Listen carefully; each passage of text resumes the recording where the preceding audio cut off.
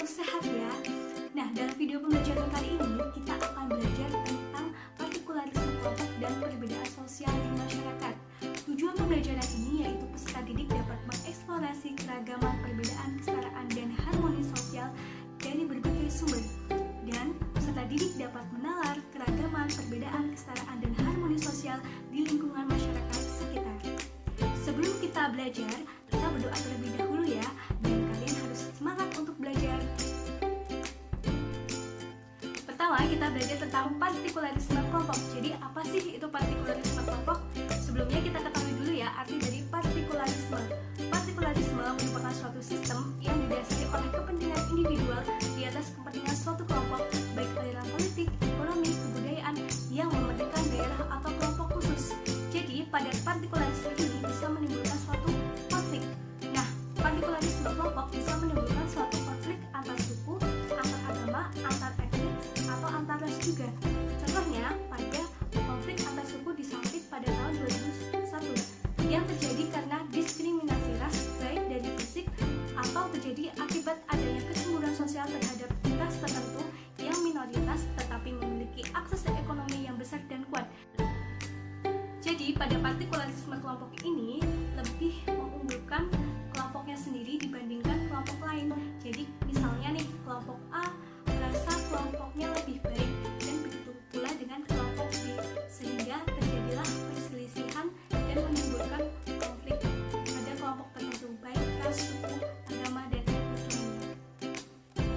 Selanjutnya kita akan belajar tentang perbedaan sosial. Jadi perbedaan sosial itu terbagi menjadi dua, diferensiasi sosial dan stratifikasi sosial. Diferensiasi sosial merupakan perbedaan anggota masyarakat secara horizontal yang menunjukkan keanekaragaman masyarakat. Misalnya, masyarakat Indonesia yang majemuk terdiri dari berbagai suku, agama, ras, bahasa, dan kebudayaan sebagainya. Diferensiasi sosial ada dua cakupan. Yang pertama ada individual dan kelompok. Pada diferensiasi individual ini meliputi keahlian atau profesi, peran dan status, kemudian latar belakang dan kepribadian seseorang itu berbeda. Dan diferensiasi kelompok itu meliputi usia, jenis kelamin, ras atau kebudayaan yang berbeda itu bukanlah lebih tinggi atau lebih baik dari yang lainnya. Selanjutnya yaitu stratifikasi sosial. Stratifikasi sosial adalah pembedaan penduduk atau masyarakat ke dalam kelas-kelas secara bertingkat. Perwujudannya adalah adanya lapisan-lapisan di dalam masyarakat. Setiap lapisan itu disebut sebagai strata sosial. Jadi bentuk dari stratifikasi sosial ini yaitu seperti segitiga atau piramida yang dimana terdapat kelas bawah, menengah, dan kelas atas. Dalam stratifikasi sosial terdapat unsur-unsur. Unsur yang pertama yaitu status, unsur yang kedua yaitu peran, unsur yang ketiga yaitu kelas. Unsur yang pertama yaitu status. Status menurut Worsley yaitu status berkaitan dengan posisi dalam suatu struktur formal maupun informal oleh adat. Individu-individu yang menduduki posisi tersebut akan diperlakukan berbeda sesuai dengan posisi yang mereka tempati. Status terbagi menjadi tiga, yaitu status yang diperjuangkan, dua status karena keturunan, tiga status karena penghargaan. Contoh dari status yang diperjuangkan yaitu misalnya memperjuangkan suatu pendidikan atau suatu jabatan.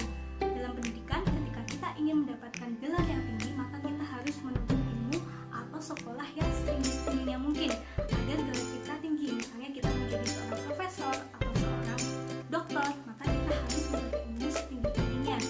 Kedua, status karena keturunan. Misalnya nih, kita dari golongan bangsawan, maka keturunan kita akan bergolongan bangsawan pula. Yang ketiga yaitu status karena penghargaan. Misalnya nih, contoh dari jasa-jasa para pahlawan. Pahlawan akan diberikan suatu penghargaan karena telah memperjuangkan bangsa dan negaranya. Unsur yang kedua yaitu peran. Menurut Worsley, peran adalah perilaku yang diharapkan dari status yang dimiliki seseorang. Jadi ketika peran seseorang itu berubah, maka statusnya juga akan berubah. Peran mengacu pada jabatan dalam suatu organisasi atau posisi dalam keluarga. Misalnya nih, peran orang tua sebagai ayah yaitu mendidik, menafkahi keluarga, dan memberikan kasih sayang juga, serta peran dari anak yaitu belajar berbakti kepada orang tua. Yang unsur ketiga yaitu kelas. Menurut Wesley, kelas sosial berkaitan dengan posisi seseorang. Kelas-kelas menghasilkan berbagai organisasi dan jenis-jenis pengelompokan perilaku dan tindakan yang cenderung sama. Misalnya ada kelas pekerjaan menengah, atas, dan bawah. Dalam kelas pekerjaan yang bawah ini biasanya memiliki pendapatan yang rendah, misalnya seorang petani atau buruh. Nah, yang kerja di kelas menengah itu udah bisa kerja mendapatkan pendapatan yang cukup. Misalnya seperti kerja yang di kantor, pegawai bank. Nah, yang pekerjaan di atas ini misalkan sebagai pejabat, sebagai seorang pemimpin akan dihormati dan memiliki pendapatan yang lebih dari cukup.